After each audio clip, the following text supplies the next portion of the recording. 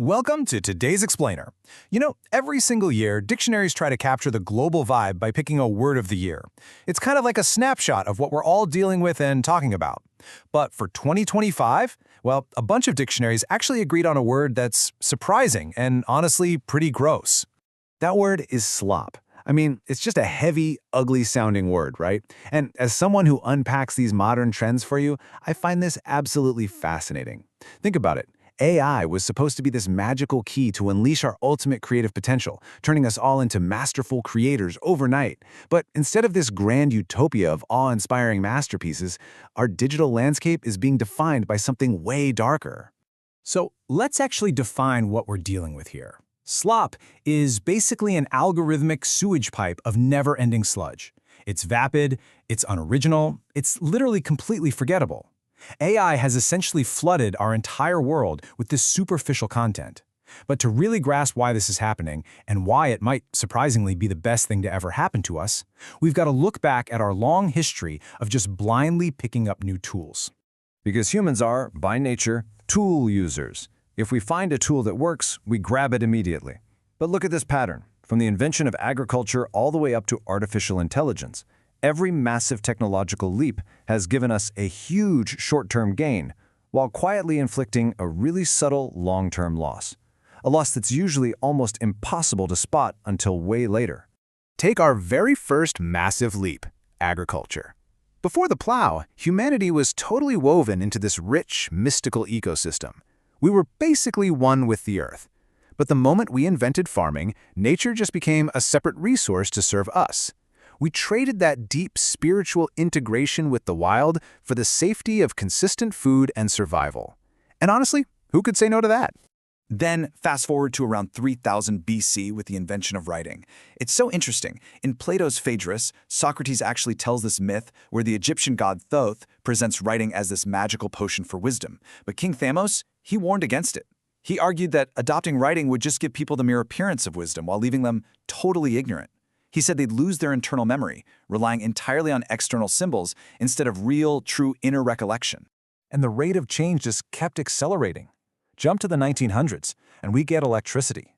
Once again, who's going to say no to lighting up dense urban cities? Nobody. But the subtle loss there? Our connection to the night sky. Today, lots of people in big cities have literally never seen the stars. We used to navigate the entire land by the cosmos, and now, we're so blinded to our place in the universe, we need GPS just to drive a few miles from home.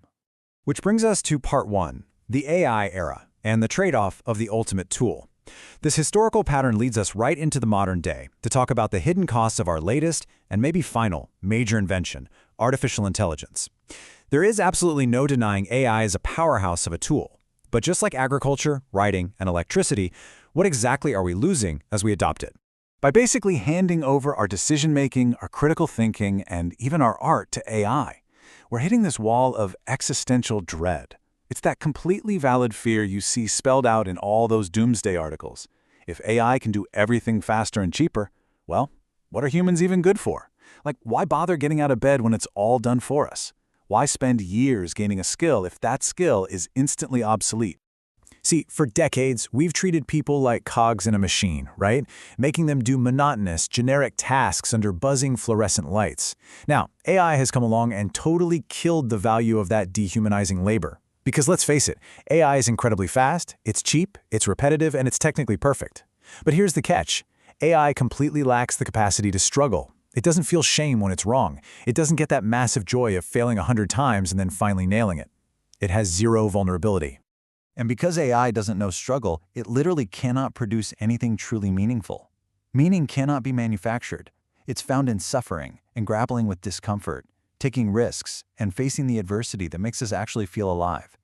The more we suffer to reach a noble goal, the more meaningful that journey actually becomes. AI just never has to grapple with a tough decision. To really ground this idea, think about that incredible Robin Williams monologue in the movie Good Will Hunting. He points out that having the cold, machine-like knowledge of reading a book about Michelangelo does not mean you know what it actually feels like to stand vulnerably underneath the Sistine Chapel, looking up. Having data is one thing. Having embedded human experience is something entirely different. And wow, this perfectly describes the absolute flood of AI art we're seeing right now.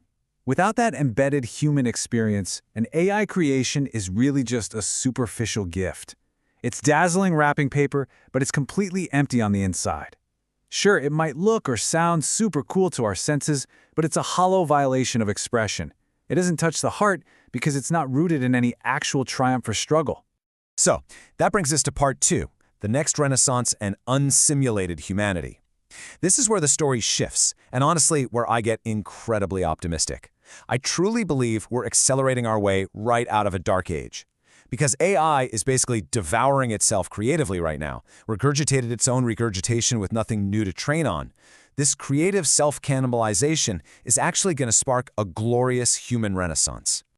We are about to see a massive economic shift from an economy of quantity to an economy of quality. AI can only replace the drudgery. So what we're left with is the work that actually requires a soul.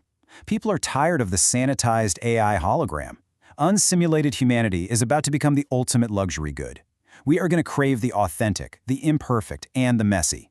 We'll deeply value carpenters crafting chairs by hand, hand-drawn labels, spontaneous speakers who actually use ums and stutters, the squeaky noise of fingers sliding on a guitar string, and yes, even the endearing charm of a diner waiter getting your orders slightly wrong. And you know what? You can already feel this shift coming to our physical spaces too.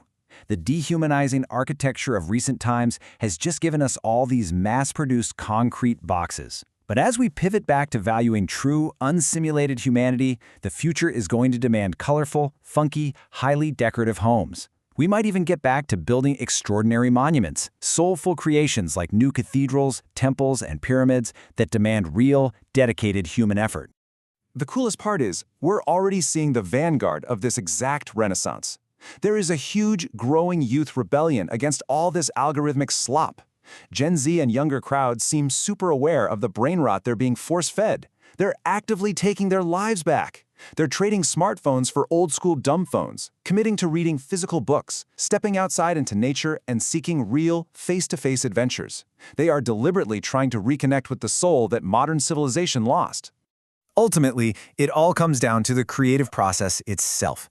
When you watch people create videos or art or anything meaningful, the true joy doesn't actually come from that polished final product and AI could just spit out in 2 seconds. The joy comes from making the mistakes, from learning, from the messy, transformative process of simply trying. Because at the end of the day, the reward for the struggle is not what you've gained. It's who you've become. So, as we stand here on the very edge of this new renaissance, finally shaking off the mental fog, I really want to leave you with a final thought to chew on.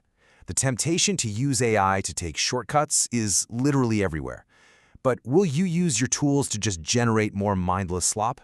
Or will you embrace your own creative spark, turn your imperfections into actual strengths, and discover who you can really become? The beginning of this new era is right here. Thanks so much for joining me on this explainer, and hey, go out there and create something truly meaningful today.